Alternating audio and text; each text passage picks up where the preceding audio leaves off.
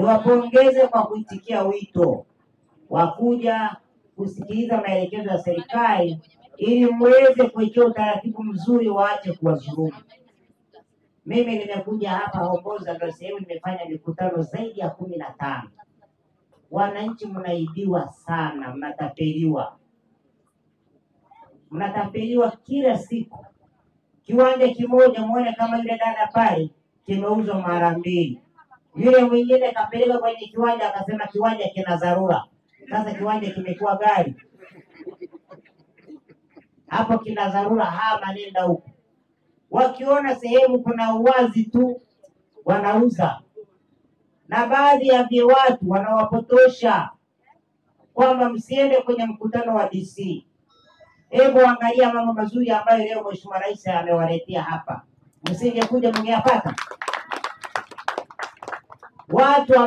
Mtu ambaye anawapendea maendeleo ni Mheshimiwa Rais. Yule ndio kiongozi wetu, ndio mzazi wa taifa na mlezi. Anapenda aone watu wake mnaishi kwa amani.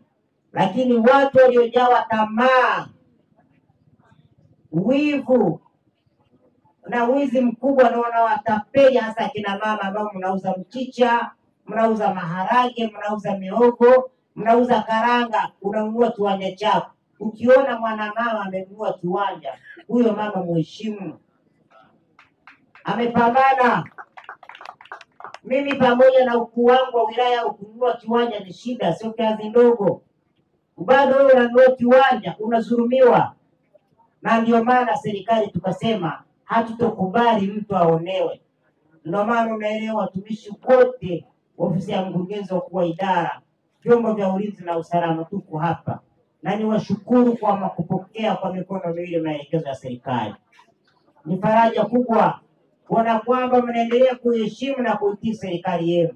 Sisi tuko kuhakikisha kwamba mnaishi kwa amani, hamdhulumiwi, hamuonei, hamtapeliwi. Mtu ameuziwa kiwanja chake zaidi ya mara 18. Unatoa hela unasema ongeza kidogo tukupe hapa. Unatoa hela tena unakwambia hiki hapa kina dharura. Unatoa hela unaondoka, yule mama kaja akakuta ukuta ametoa amelipa. Alafu watu wa hivyo hatuwezi kuwachekea. Tutawakamata. Mtu yeyote ambaye anamuonea mwananchi na kumtapeli hatoacha salama.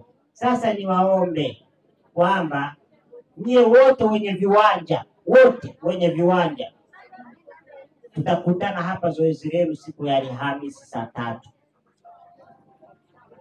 Sawa? Njoo na nyaraka yako Alhamisi. Tuache hizi siku 2 wachakate watu wa nyumba, si ndio? Mpaka Jumatano tunakuwa tumemaliza. Wakati wale wanaendelea kufanyia mchakato wa hati, na nyinyi tunaanza mchakato. Kwenye kiwanja chako usio na shida. Hicho ni cha kwako. Hakuna mtu atakayekunyang'anya. Na hata kama unadaiwa na dalali usilipe. Mradi umeshaandika jina lako. Mwambie DC amesema ni kulipi. Nitakulipaje wakati eneo la serikali unaniuzia? Anawatapeli. Na mwenyekiti, naomba niseme kwamba nilishatoa maelekezo. Hakuna mtu kuuza tena eneo sasa hivi Homboza, eneo la serikali. Ukiuza sasa, ukinunua sasa hivi umeingia hasara. Sawa jamani?